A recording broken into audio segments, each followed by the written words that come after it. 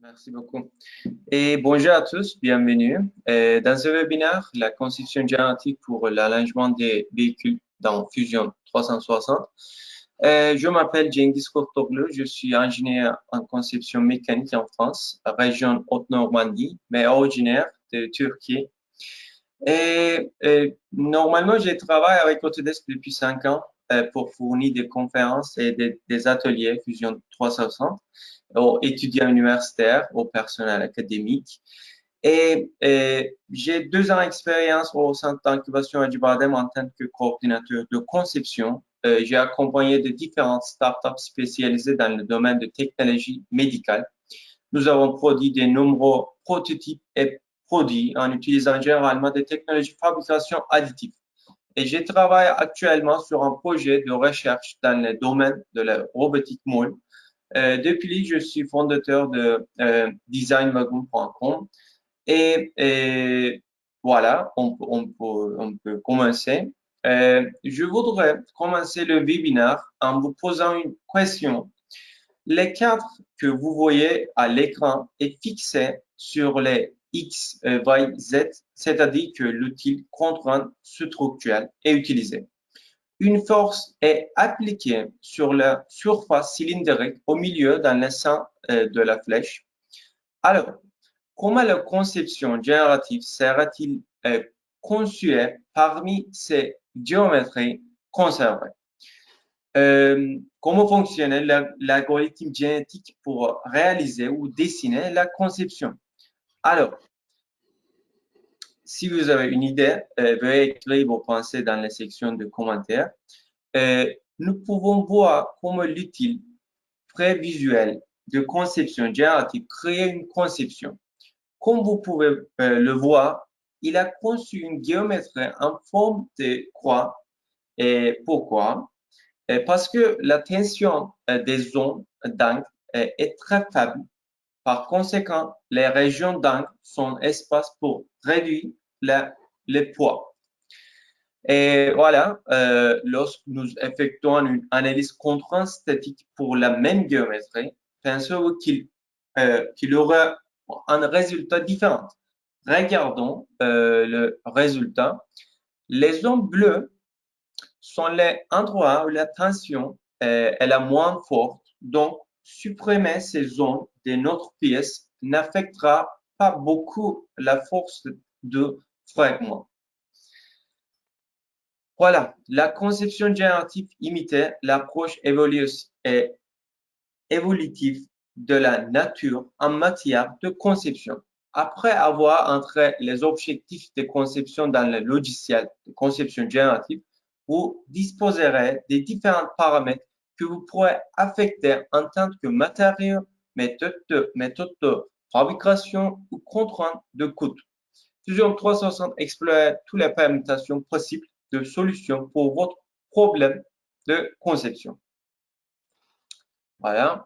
Maintenant, je voudrais vous dire ce que nous pourrons faire avec l'optimisation de la topologie et la conception générative pour les parties chargeurs sur pneu, en anglais front loader. Il existe des différences importantes entre la conception générative et l'optimisation de la topologie. Voilà. Contrairement à l'optimisation topologie, la conception générative peut vous fournir des dizaines de nouveaux résultats de conception sans aucune forme initiale. Dans conception générative, pas besoin de concevoir la géométrie du corps principal.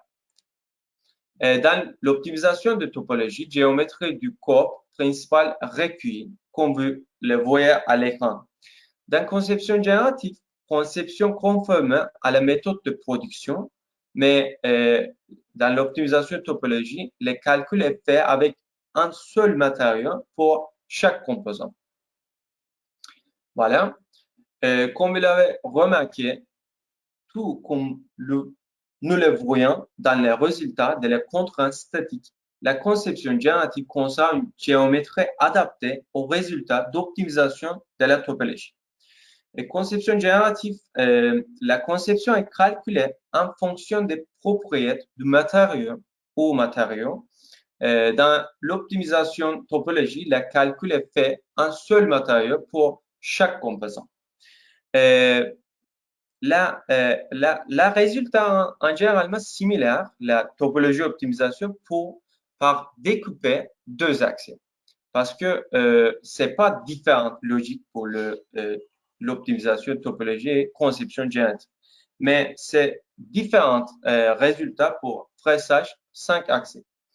Le facteur de sécurité cible peut être attribué, mais dans l'optimisation de la topologie, le facteur de sécurité stable ne peut pas être attribué.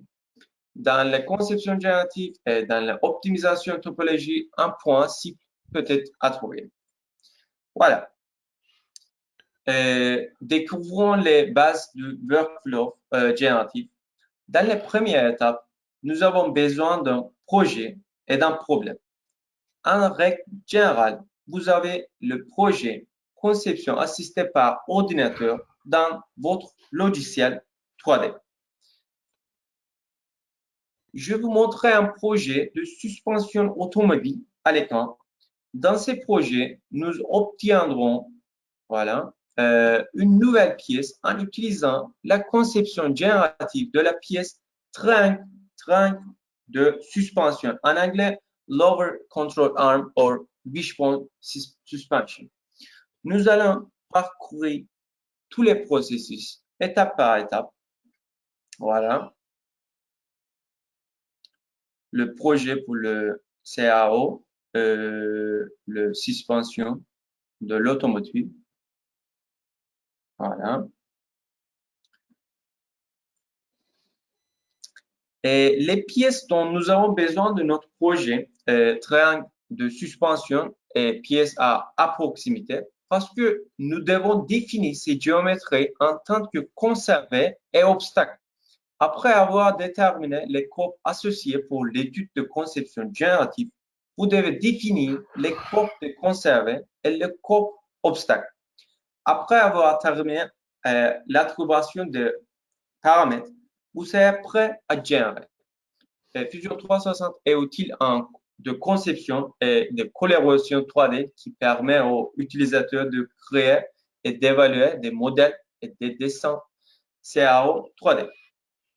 Et c'est l'outil que nous utiliserons pour construire, documenter et évaluer les modèles que nous utiliserons pour la conception générative. Voilà. Préparation de la suspension automobile pour les conceptions génératives. Alors, pourquoi y a-t-il une animation d'oiseau ici? Parce que la pièce que nous avons conçue s'inspirait de l'os fourculaire des oiseaux, d'autres sang de moins, bréchette ou wishbone. Voilà. On voyait les wishbones, celle-là. C'est inspiré de la fourculaire, os fourculaire. Voilà. Alors, où est la suspension triangulaire dans le véhicule? C'est là, contrôle arm. Voilà. Des vues dessus et dessous sont données dans le projet. Après avoir défini le paramètre de conception générative, nous pouvons démarrer la conception générative à l'aide de l'outil Genera. Et Fusion nous propose une page explorée détaillée qui contient de nombreux résultats. Voilà. Vous pouvez facilement modifier l'âge d'objectif à partir des filtres résultats. Après, vous n'aurez que les miniatures des résultats dont vous avez besoin pour juste vos besoins. Voilà. Cette partie bleue est la partie triangulaire de suspension de notre projet. Nous devons définir les géomètres préservés pour les pièces car les contraintes et les charges utilisant les géométries préservées conservées. La français. Next.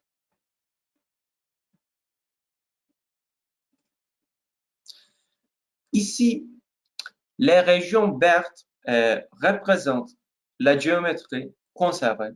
Les régions rouges sont des géométries d'obstacles. En d'autres termes, aucun dessin ne sera réalisé dans les régions représentées en rouge. Nous pouvons faire en sorte que la géométrie préservée semble isolée. Nous devons définir la charge et la contrainte pour chaque cas de charge.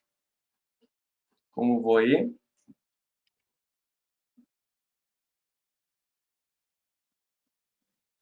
on réglait la cas de charge 1 pour le fixer, pour le condition structurelle et force. Ces différentes situations, on peut changer. Et il y a d'autres cas de charge parce que vous avez besoin de créer plusieurs cas de charge pour notre projet. Et il y a beaucoup de différentes forces dans les différentes régions parce que c'est dynamique, notre pièce. Voilà. Et après, on changeait, activer le cas de charge et les obstacles. Voilà.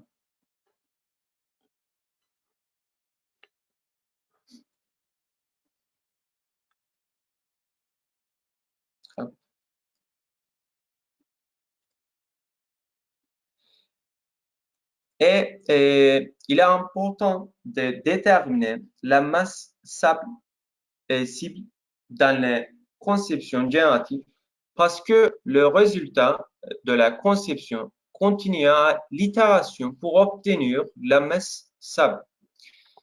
Nous pouvons donc affecter le matériau de notre pièce. Ensuite, nous pouvons trouver les points de la pièce dans les sections de propriété. Voilà. On a changé le module, le conception et après le corps matériaux physique. On a utilisé les bibliothèques de matériaux physiques dans Fusion 360. J'utilise aluminium 52 ou vous pouvez utiliser acier comme vous voulez. Et après, vous pouvez choisir propriété et pour une pièce d'environ, nous pouvons donc affecter les matériaux de notre pièce. Ensuite, nous pouvons trouver le poids de la pièce dans les sections de propriété. Pour une pièce d'environ 8 kg, on peut fixer un objectif 5 ou 6 kg. Voilà.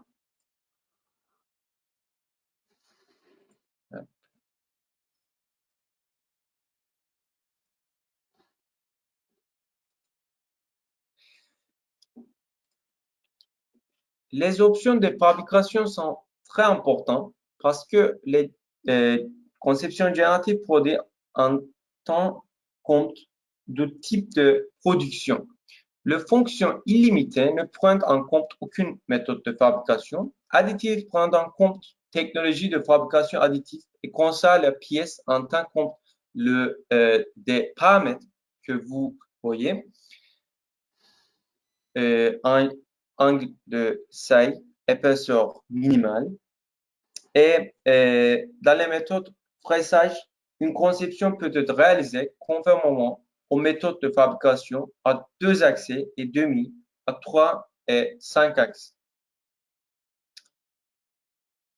Et depuis,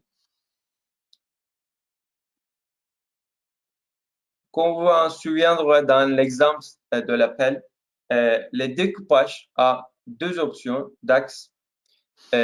découpé deux accès et un moulage sous pression. Voilà.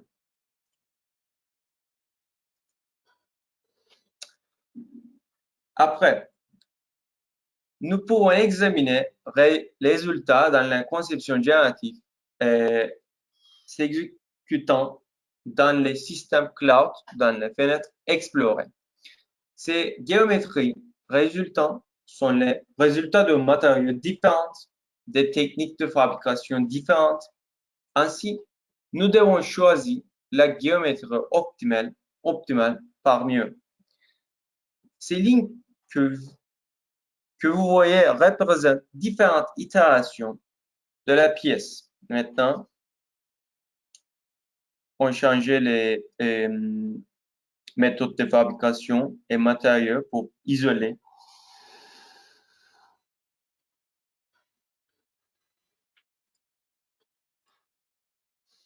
Voilà. Dans la table, il y a facteur de sécurité minimal, masse, et on peut choisir les résultats de conception générative. On voit, il y a différents matériaux. Voilà.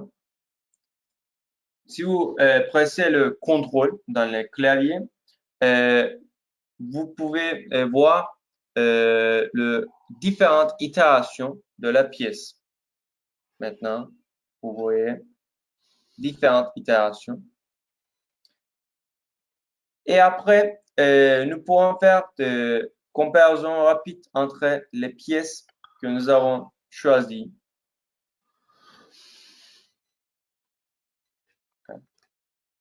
Comme ça. Comparer le vue de comparaison. Voilà.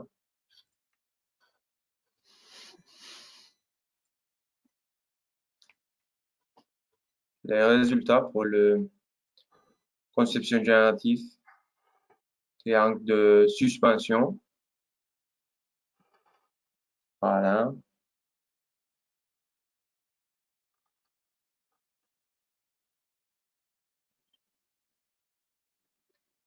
Et après, on peut éditer les designs.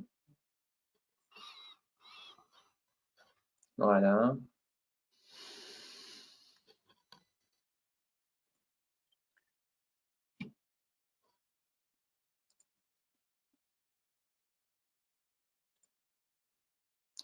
Maintenant, nous pouvons éditer la géométrie résultant avec les outils de modèles organiques, T-Spline Modeling.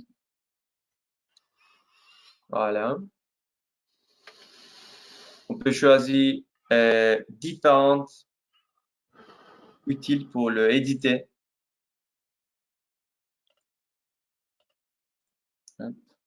Peut-être rendre cylindrique pour éditer la région parce que nécessaire pour le manufacturer,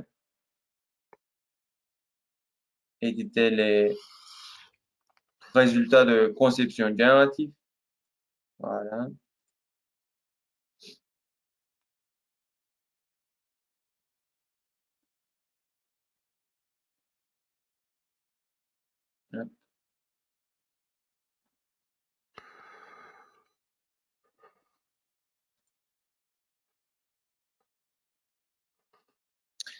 Et après, l'important de trouver la meilleure solution à votre problème de conception.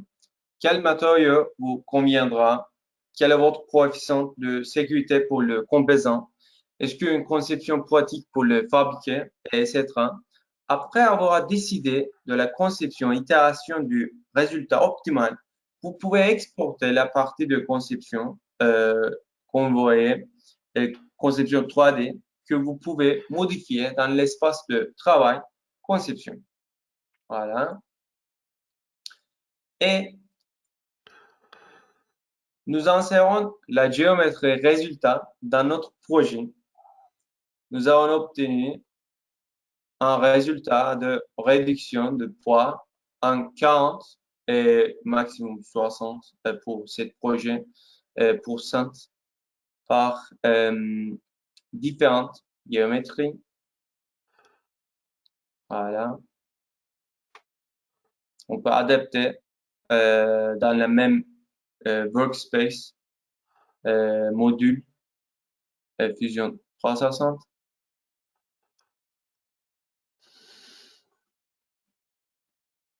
Voilà.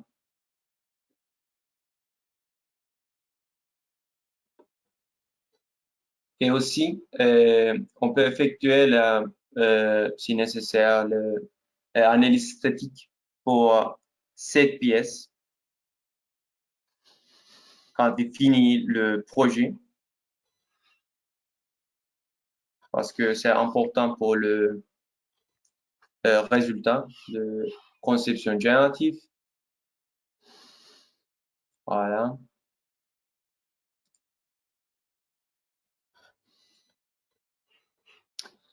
Et je voudrais conclure la présentation avec la dernière phrase. Je vous suggérerais de regarder cette vidéo YouTube Sylviane Legrand partager des informations importantes sur le biomimétisme.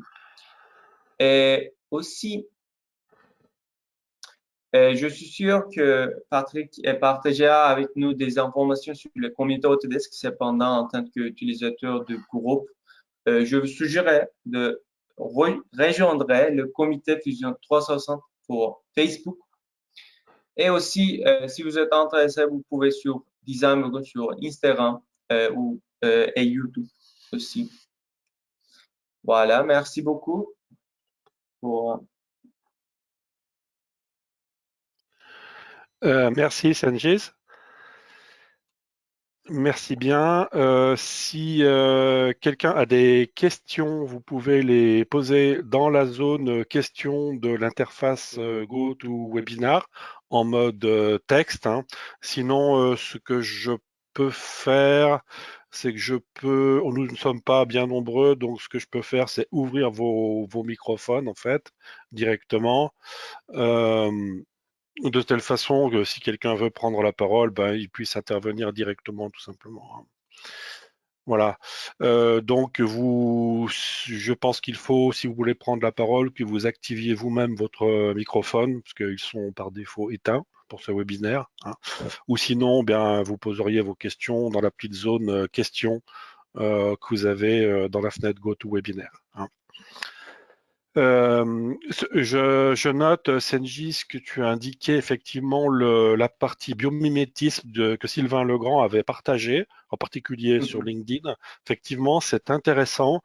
Cette partie-là est extrêmement intéressante et je vous encourage à la travailler un petit peu. J'avais partagé moi-même sur le forum Fusion 360 un sujet sur cette technique, cette méthodologie plutôt du biomimétisme. Hein.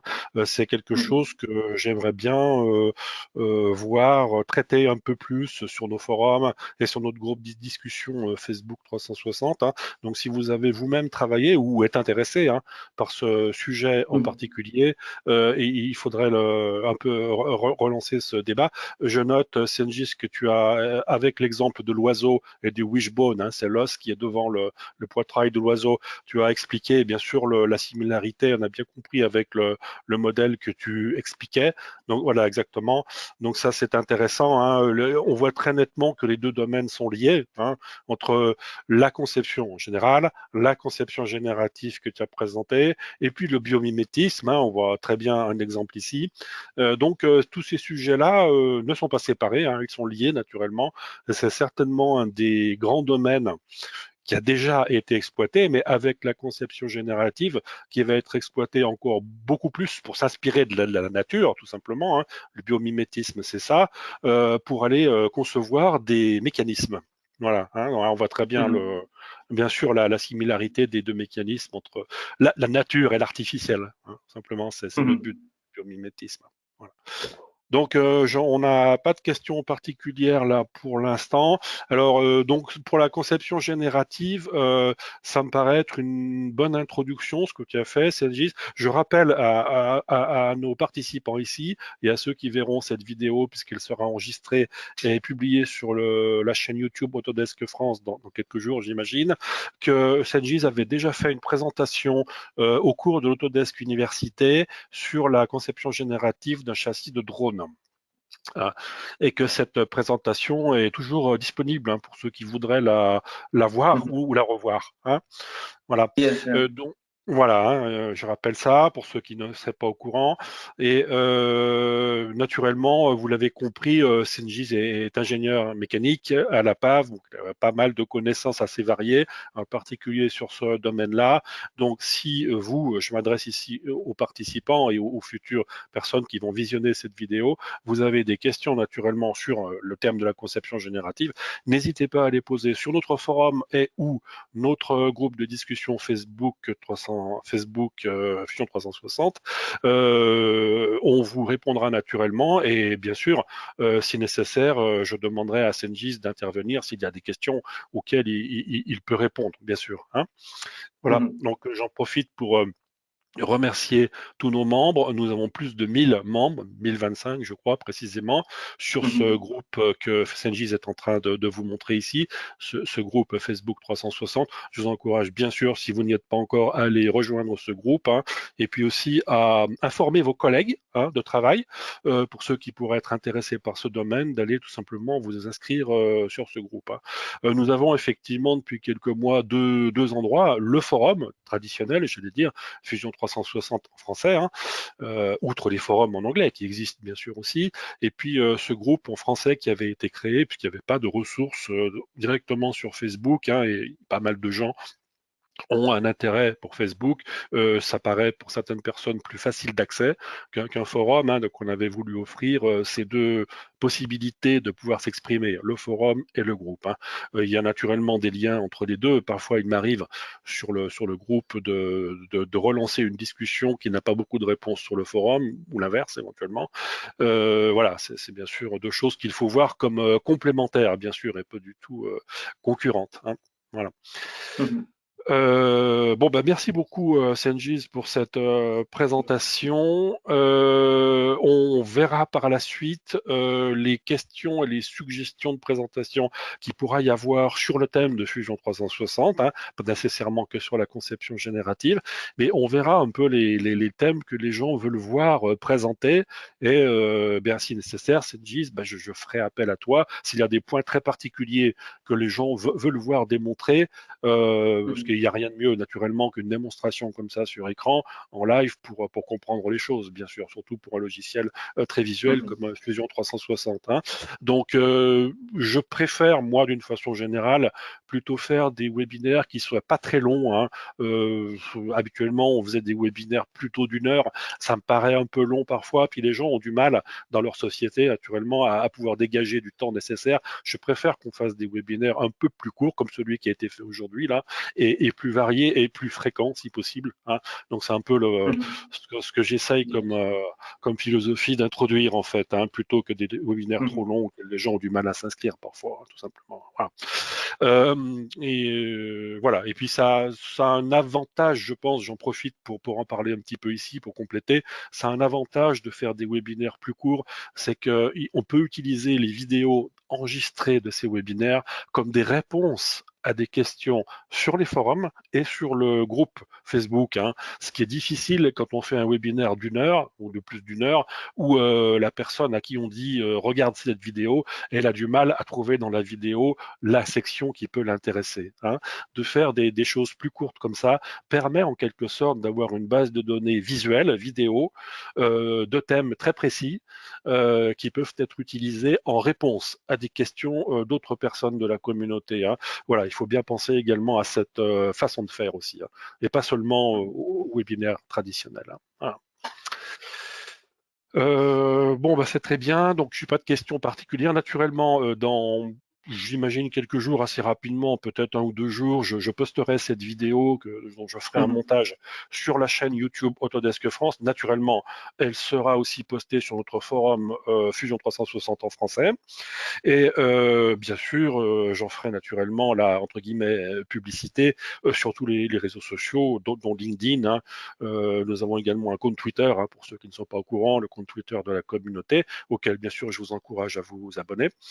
Et puis, vous le savez, donc ce groupe Fusion 360 et aussi une page Facebook 360, hein. Il y a trois médias sociaux principaux pour la communauté francophone Autodesk, hein. Et voilà. Et je vous encouragerai bien sûr à commenter ou poser des questions ou commenter cette vidéo une fois qu'elle sera publiée, à la fois sur YouTube et sur notre forum Fusion 360, hein. Voilà. Bon, ben, je vous remercie beaucoup d'avoir assisté à cette présentation. Naturellement, encore un grand merci à Sengis, Merci beaucoup. qui fait beaucoup d'efforts pour animer, en particulier la communauté, hein, en plus de son travail. Et je vais interrompre l'enregistrement ici. Et voilà, à bientôt. Donc, pour très certainement Mhm. d'autres présentations. Super, avec plaisir. Voilà, Senjiz, merci encore. Et je vais maintenant Mhm. arrêter l'enregistrement donc et mettre fin à cette présentation. Merci à tous pour votre présence. Super, merci à tous.